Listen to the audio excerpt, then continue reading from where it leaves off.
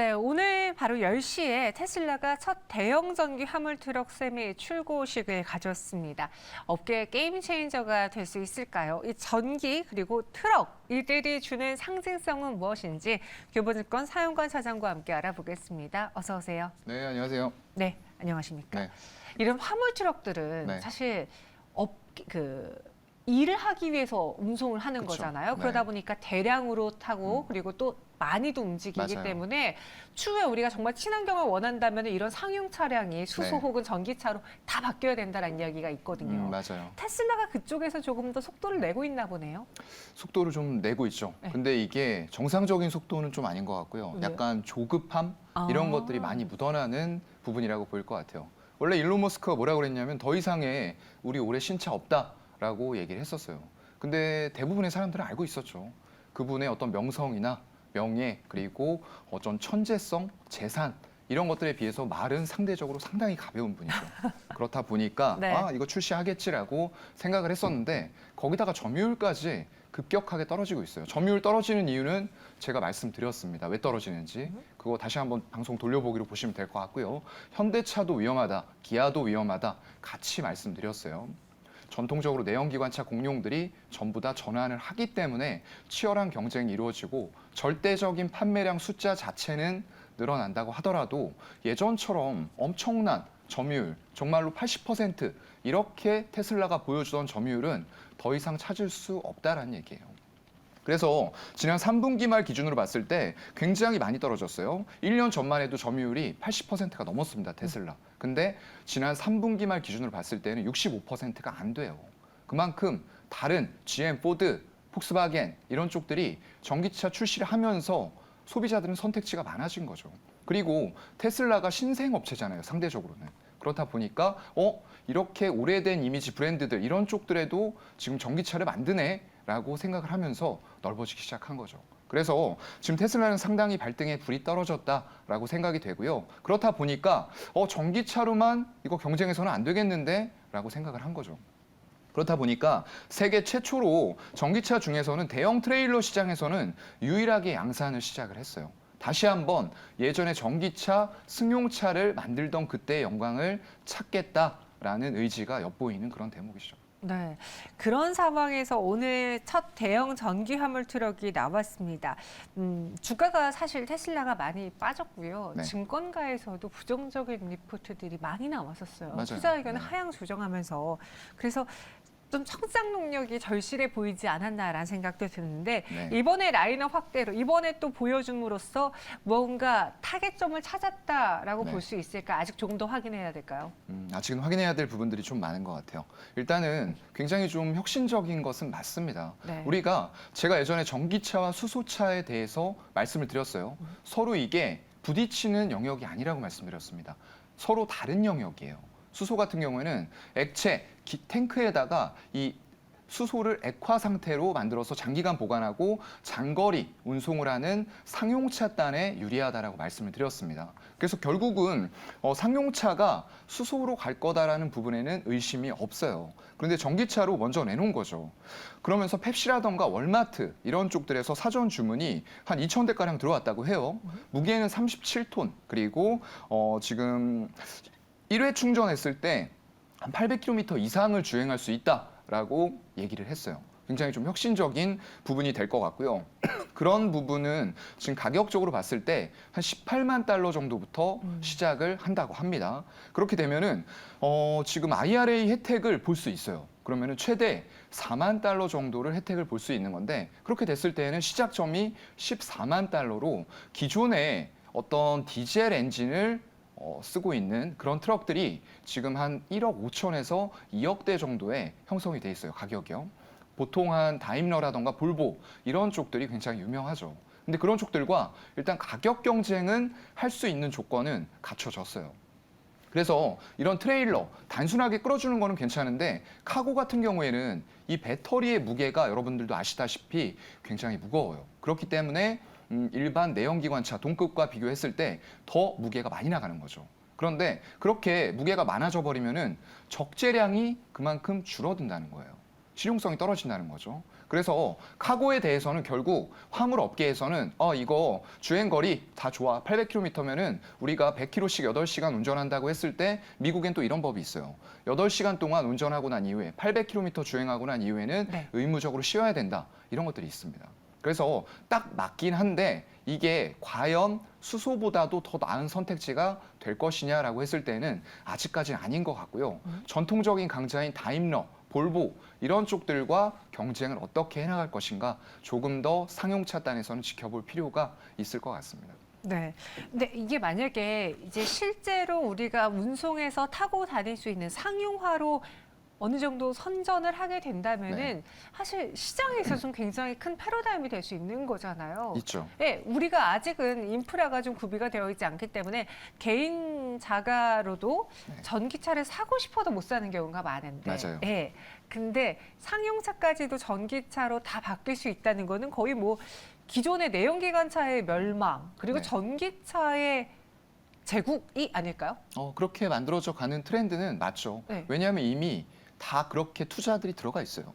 그렇기 때문에 내연기관차는 없애려고 할 거고요. 결국에는 전기차가 더욱더 빠른 속도로 보급이 되겠죠. 그 과정에서 승용차는 전기차, 그리고 상용차는 수소, 수소. 이런 쪽으로 갈라질 거란 얘기를 드리고 있는 거고요. 네. 그게 이제 장점은 디젤보다 연료비가 저렴해요. 최근에 디젤 여러분들 보고 깜짝 놀라신 분들 휘발유보다 더 비싸죠. 더 비싸요. 네, 그렇게 되는 경우들이 생기기 때문에 지금 화물차 운전자들의 부담들이 엄청나게 늘어나고 있어요. 그런 관점에서 비용적인 측면을 본다라고 했을 땐 분명히 이 전기 차량, 픽업 트럭 이런 것들이 다 좋아질 수 있는 환경은 만들어지고 있다라는 거죠. 거기다가 그렇게 됐을 때 최근에 물류비도 많이 올라갔어요. 물류비까지 같이 감소시키면서 원가를 절감할 수 있는 부분들이 있기 때문에 기업 입장에서는 관심이 상당히 많다라고 보는 게 맞을 것 같아요. 거기다가 테슬라가 이 픽업 트럭만 보급하느냐, 충전 인프라도 같이 급속도로 보급을 하고 있죠. 이건 용량이, 배터리 용량이 굉장히 커요. 그렇기 때문에 빠르게 급속 충전을 할 수 있는 이런 시설들을 구축을 하고 있고요. 전용 휴게소에 메가와트급의 충전기를 설치를 한다라는 부분도 같이 밝혔습니다. 거기다가 일단 배기가스 그리고 연료비 이런 부분들도 해결할 수 있는 친환경일 거고요. 가장 이제 또 중요한 것은 화물차 운전자들 사고라던가 음주운전, 졸음운전 이런 거 특히 많아요. 근데 대형 사고로 이루어지죠. 근데 지금 테슬라가 예전에는 구글의 웨이모보다 실제 주행거리 데이터가 많이 없었어요. 근데 이 전기차 시장에서 빠르게 차량들을 보급하기 시작하고 미국에서 점유율이 80%를 넘기면서 실제 데이터, 주행거리가 빅데이터로 차곡차곡 쌓인 겁니다. 그런 부분들이 결국에는 향후에 뭘로 발전하겠죠? 자율주행, 완전 자율주행으로 갈 겁니다. 지금 얘기하는 FSD는 완전 자율주행이라고 보기 힘들어요. 왜냐하면 카메라만 이용하는 건 절대 될 수가 없습니다.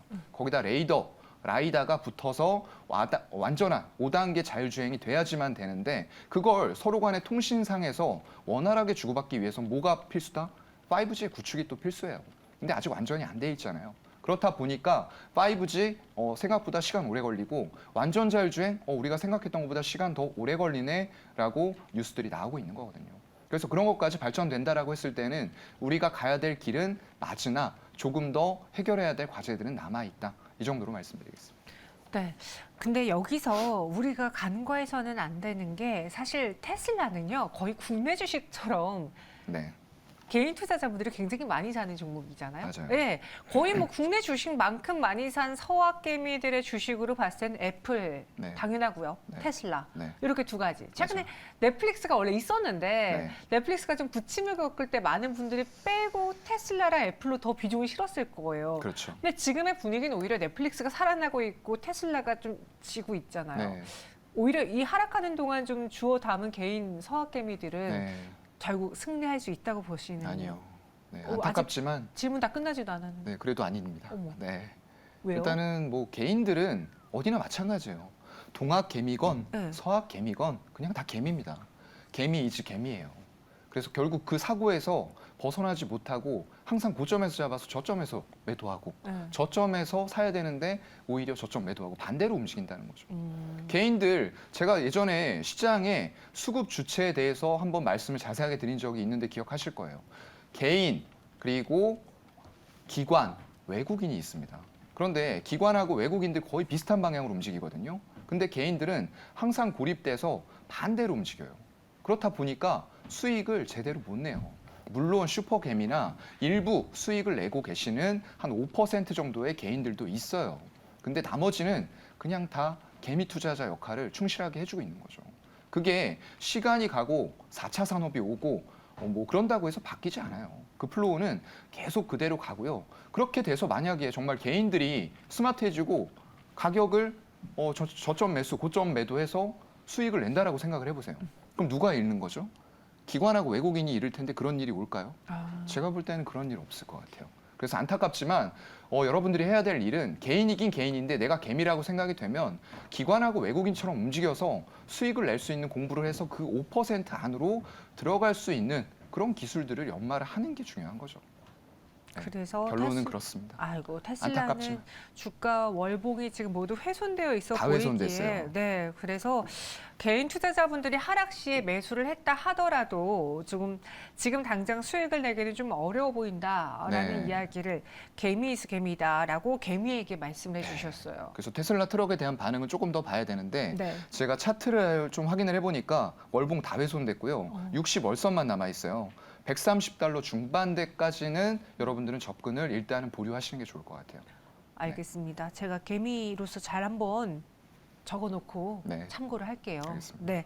그래도 뭐 테슬라의 분위기가 반전된다면 좋겠죠. 아직 우리는 하지만 확인해야 된다. 일단 이번에 뭐 트럭을 보여줬다라고 해서 바로 돌아설 거야라고 확신을 네. 갖기에는 아직은 좀 어려 보인다라고 했고요. 그럼 이 시장을 봤을 때 커지는 건 맞잖아요. 네. 지금 테슬라가 부침을 겪고 있더라고 하더라도 트럭을 왜 공개하겠습니까? 상용화해야 되니까 네. 공개하는 거잖아요. 그럼 이 시장에서 우리의 현대차, 기아, 그리고 국내 자동차 부품사, 전장 부분을 갖고 있는 기업들의 경우에는 계속 파이가 커지지 않을까요? 커지긴 커지는데 네. 아까 이제 제가 말씀을 드렸던 게 파이 시장이 커지는 것과 점유율은 다른 문제예요. 점유율도 뺏을 수 있잖아요. 글쎄요. 제가 봤을 때는 좀 힘들다라고 생각을 하고요. 그건 테슬라도 마찬가지고 지금 현대 기아그룹도 저는 마찬가지라고 생각을 해요. 물론 바이든이 지금 IRA 이 법안에 좀 문제가 있다, 수정 가능성 있다라는 얘기 또 했어요. 하지만 그게 확실하게 된다라는 부분은 아직 아닌 거잖아요. 그렇다고 하면은 우리가 지금 이 법에 대응할 수 있는 방법은 조지아 공장을 최대한 빠르게 완공을 시켜서 세제 혜택을 같은 조건으로 받을 수 있게 만든다는 거예요.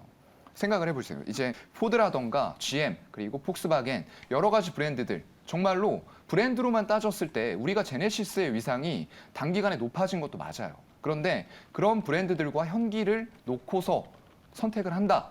이게 국내에서 선택받는 게 아니잖아요. 해외 유럽이라던가 미국의 소비자들이 선택한다라고 했을 때 어느 쪽으로 선택지가 기울까요? 좀 그렇죠. 네, 그런 상황들을 생각을 해봤을 때에는 일단은 판매 대수 자체는 시장이 커지니까 파이가 커지니까 나눠 먹는 선에서 늘어날 수는 있어요. 근데 지금 우리가 북미에서 9%까지 올렸던 점유율 과연 이게 올해 10% 넘어간다 이런 얘기도 나오고 있어요. 올해까지 모르겠어요. 근데 내년부터가 본격적으로 문제죠. 그게 IRA 법안이 이제 본격적으로 들어가기 때문에 그 전까지 이러한 사안들이 해결이 되지 않는다라고 했을 때에는 당연히 판매 대수 자체는 늘어나도 점유율 자체가 9에서 8에서 7, 6 이런 식으로 떨어질 수도 있다는 거예요. 왜냐하면 테슬라가 1년 전만 해도 제가 점유율 몇 %라고 말씀드렸죠? 80% 넘었습니다. 근데 3분기 말 기준으로 65%로 떨어졌어요. 그거 우리가 점유율 다 뺏어온 거 아니에요. GM 생산 차질이 있었던 쪽에서 뺏어왔고요. 포드 뭐 이런 쪽들, 혼다 다 전부 다들 지금 미국에다 공장 세우고 전기차 라인으로 생산을 하고 있습니다. 그만큼 선택지가 많아졌기 때문에 소비자 입장에서 충분히 비교해보고 산다. 그리고 테슬라는 선두주자로 나섰지만 그래도 상대적으로 차량 쪽에서는 신생 기업이라고 보는 게 맞거든요. 그렇기 때문에 이런 결과들이 나오고 있는 거고 테슬라의 주가도 떨어졌고 그런 상황들이 지금 펼쳐지고 있는 거죠.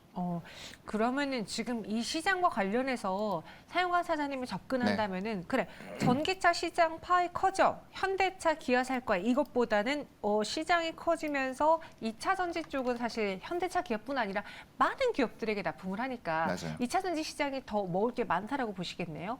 네, 당연하다고 저는 생각을 하고요. 네. 완성차 업체와 이런 2차 전지 배터리 뭐 소재 업체하고는 완전히 포지션이 달라요. 여러분들 이걸 잘 생각을 하셔야 되는 게 이 소재 업체들은 기술 네. 경쟁력이 있으면은 어느 완성체 업체에서나 우리 배터리 부족할 것 같은데 제발 우리랑 좀 배터리 공급 좀 해줘라고 애걸복걸을 하는 위치에 있고요. 완성차 업체는 그렇지 않잖아요. 지금 더군다나 이런 예전에 미국의 공룡들이 전부 다 배터리를 달라고 하는 처지에서 이 물량들이 현대차, 기아로만 갈 것이냐? 그렇지 않다는 거죠. 오히려 그 물량이 갈 수 있는 물량이 줄어들 수도 있다는 거예요. 그래서 이런 부분을 좀 잘 생각해 본다라고 하셨을 때에는 저는 완성차 업체에 대해서는 아직까지 인플레이션 감축 법안이 해결된다 손 치더라도 점유율 자신 못할 것 같아요. 그런데 그게 만약에 해결이 안 된다? 점유율 떨어지는 건 불보듯이 뻔합니다. 그래서 일단 현대차에 대해서는 지금은 살 자리는 맞아요. 화면에서 보시는 것처럼 주봉상에서 굉장히 견고하게 지지받고 있는 이건 제가 뭐 예전부터 말씀드렸는데 16만 원, 19만 원 매매라고 말씀을 드렸었습니다. 그 관점에 변화 없고요. 일단 지금은 살 자리다라는 말씀을 드리는데 그렇다고 19만 원을 뚫고 20만 원 뚫고 강하게 올라갈 거다라고는 지금 상태에서는 말씀 못 드리고요. 기아는 더 상황 안 좋죠. 네, 이게 지금 주봉 매물대 같은 건데 항상 상단은 제한돼 있어요. 8만 7천 원입니다. 올라가면 맞고 떨어지죠. 그런데 하단은 여기에서 지지받아야 되는데 이게 붕괴됐어요. 거기다 120주선까지 깨졌고요. 지금 이게 월봉으로 갔을 때에는 상황이 더 심각해 보여요. 지금 이 35월선의 지지를 3개월 동안 받고 있는데 이거 만약에 깨지잖아요? 그럼 상당히 위험해져요. 한 5만 5천 원대가 보이네요. 그래서 차라리 가실 거면은 현대차 지금은 맞는 것 같고요. 하지만 너무 큰 폭의 수익을 기대하고 들어가기에는 완성차 업체는 힘들다. 그게 결론입니다. 네, 그러면은 2차 전지랑 지금 이 자동차랑 다르게 봐야 된다라고 했으니까 완전 다르네요. 완전 다르게 보셔야 네. 됩니다. 꼭 다르게 보셔야 됩니다. 2차 전지 관련주 내에서 눈여겨볼 거는 지금 뭐 SK온 때문에 SK이노베이션을 보시는 분들은 그렇게 많진 않겠지만 네. 삼성 SDI도 있고 LG화학도 있고 LG엔솔도 있고 그리고 코스닥으로 넘어가면 더 많습니다. 그렇죠. 뭐 최근에 포스코 케미칼, 천보, 에코프로빔, LNF 굉장히 많은데 네. 이 안에서는 뭘 탑으로 볼까요? 글쎄요. 저는 일단 LG화학 이쪽을 좀 보고 싶어요. 엔솔 말고 화학? 네, LG화학 쪽. 뭐 네. 엔솔도 좋긴 한데 네. 너무 많이 말씀드려서 네, 같은 어차피 시너지 효과가 나오는 기업이에요. 그래서 또 거기다 LG에너지솔루션 지분을 엄청나게 보유하고 있잖아요. 네. 거기다가 우리가 지금 가장 포커스 둬야 되는 건 미국에 생산 시설이 있냐 없냐예요. 네, 이런 관점으로 봤을 때 LG화학을 대체할 만한 소재주는 별로 없다라고 저는 좀 생각을 하고요. 그런 관점에서 핵심 소재, 양극재 이런 부분들이 전지 소재 설비 현지의 최대 규모로 연간 12만 톤 생산할 수 있는 체제를 갖출 거고요. 그렇게 되면은 27년에 전기차 120만 대에 들어갈 수 있는 규모가 완공이 되는 겁니다. 대당 한 100kg 정도가 양극재가 들어가거든요. 그래서 그런 부분들 좀 잘 고민을 해보시면 좋을 것 같고요. 세액공제 혜택, 거기다가 글로벌 고객사의 인플레이션 보조금 기준을 충족을 위한 광물, 재활용 기업들과 협력 관계를 엄청나게 잘 가져가고 있어요. 이거는 LG화학이 요청하는 게 아니에요. 그쪽에서 필요에 의해서 왜냐하면 완성차 업체들이 이거 조달 제대로 못하면은 보조금 혜택에서 철퇴 맞고 결국에는 경쟁력이 없어지는 거거든요. 같은 동급에서요. 그렇기 때문에 필수적인 이런 협업을 추진을 하고 있고요. 전자소재 사업 부문 매출도 괜찮습니다. 지금 22년도에 5조 원 수준이었는데 27년도가 되면은 20조 원으로 4배 정도 가파르게 성장할 것으로 전망이 되기 때문에 2차 전지, 소재단 관련해서 지금까지 가파르게 좀 올라왔어요. 하지만 조정을 조금 기다리면서 우리가 매수를 한다라고 했을 땐 현재가부터 조금 많이 열어놓고 만약에 떨어져 준다라고 했을 때는 61선 정도가 위치해 있는 64만 원. 거기까지 한번 열어놓고 분할 매수 가능할 것 같고요. 목표가는 일단 1차적으로 87만 원 한 이후에 2차까지 만약에 본다라고 했을 때는 100만 원 이상도 가능할 만한 그런 기업인 것 같습니다. 네, LG화학의 목표 주가는 87만 원, 손절가는 10% 이내로 잡아보겠습니다. 오늘 이렇게 또 테슬라 관련 전기차 2차 전지 이야기 같이 나눠봤고요. 사용관 사장과 함께했습니다. 고맙습니다. 네, 고맙습니다.